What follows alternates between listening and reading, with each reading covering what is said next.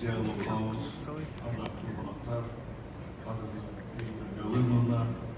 бүгін біз қазақ руханиятының аса көрнекті өкілі, ақын, қоғам қайраткері, дипломат, түрк әлемінің көрнекті ойшылы, ол жанашыры Олжас Сүлейменовқа арналған маңызды форумда бас қосып отырмыз.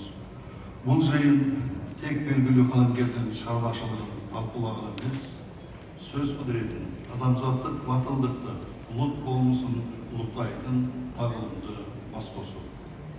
Құрметті Олжас Омарұлы, сіздің ғибратты ғұмырыңыз елге адал қызмет ететін, биік парасат пенен кесілі кемелдіктің жарқын үлгісі. Сізге зор денсаулық, шығармашылық қуат, ой сергектігін тілеймін. Қазақ елі ғана емес, түркі дүниесі сізде тұлғасы менен әрдайым мақтанады. Бары тойыңыз құтты болсын. Құрметті форум қатысушылары, дүниені зерделеп оймен, асқақ қайсар мінезбен, терең тыным түйсігімен танытқан Олжас Сүлейменов қазақ халқының ғана емес, бүкіл адамзаттың көрнекті интеллектуалдық лидерлерінің бірі.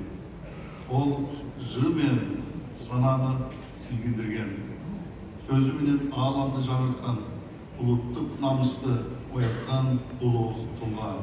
Оның есімі шындықтың, әділдіктің, жаңа адамзаттық руханияттың символы ретінде тарих бетіне алтын әріппенен жазылды. Невада Семей қозғалысы адамзатты ядролық апат қайыппенен сақтауға бағытталған жаһандық күрестің жарқын үлгісіне айналды. Осы идеяны ту еткен Олжас Сүлейменов өзінің адамзаттық миссиясын жаңа планеталық деңгейдегі биік тұлғасын айқын танытты.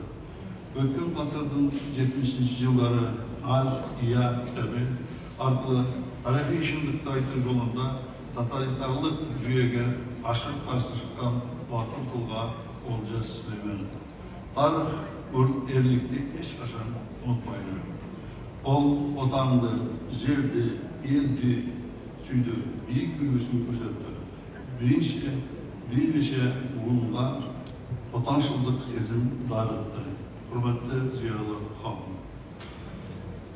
Олжас Сүлейменов тұтас бір дауыр, ал сол дауырдың келбеті оның өзі. Біз оны адамзатқа жүрек жылуын сыйлаған, адамзаттық ерлігі арқылы талай ұрпақты ұлы апаттан қорғауға үлес қосқан ғасырдың даңқасы дейірі. Бүгінде ғалам жұртшылығы аны Нобель сыйлығының бейбітшілік саласы бойынша лайықты үміткер ретінде қарастыруда. Бұл оның адамзат алдындағы еңбегіне берілген тарихи баға. Румидің жол ашып, жол өзі алып барады деген сөзі бар. Bir игі бастама үлкен жетістіктерге жол ашарғаны мүмкін бір күні Олжас Омарұлы Стокгольм төрінде Нобельдік дәріс оқып тұрады. Оған кім білмейді? Қадірлі ағайын, ардақты зиялы қауым. Біз адамзаттық ар ожданды жырлаған, татулық пен ішкі еркіндікте ту еткен алып тұлғаның биік болмысына тағзым ете отырмыз.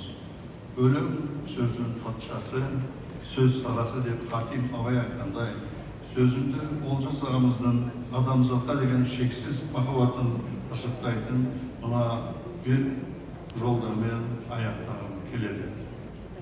Айнала бер жеріне, айналайын. Сен дегенде бағамын ойғадайым, сырт адамның барлығын өзіме алып, сені мен дағы бірге айналайын.